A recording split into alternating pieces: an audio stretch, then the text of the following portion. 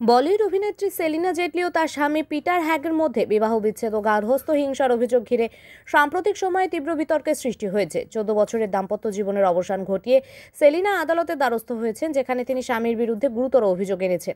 সেলিনা জেটলি, যিনি 2001 সালের Femina Miss India খেতাব জয়ী এবং নো এন্ট্রি সহ একাধিক জনপ্রিয় ছবির অভিনেত্রী, সম্প্রতি তার ব্যক্তিগত জীবনের সংকট নিয়ে প্রকাশ্যে এসেছেন। তিনি মুম্বাইয়ের আদালতে তার অস্ট্রেলিয়ান স্বামী পিটার হ্যাগের বিরুদ্ধে গার্হস্থ্য হিংসা, মানসিক নির্যাতন এবং অবহেলার অভিযোগে মামলা দায়ের করেছেন। সেলিনা জানান, দীর্ঘদিন ধরে তিনি একাকী এই পরিস্থিতির মোকাবিলা করে এসেছেন। তার অভিযোগ অনুযায়ী পিটার তাকে বারবার মানসিকভাবে আঘাত করেছেন এবং তাদের সন্তানদের দেখভালের দায়িত্ব থেকেও নিজেকে সরিয়ে নিয়েছেন। তিনি দাবি করেছেন, এই নির্যাতনের ফলে তার পেশাগত জীবন ক্ষতিগ্রস্ত হয়েছে এবং তিনি 50 কোটি টাকার ক্ষতিপূরণ দাবি করেছেন।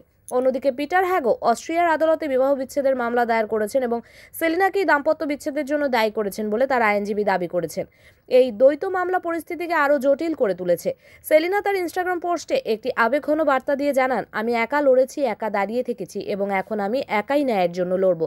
তিনি তার 3 সন্তান উইনস্টন, ভিরাজ এবং আর্থারের ভবিষ্যৎ সুরক্ষার জন্য আইনি পদক্ষেপ নিচ্ছেন।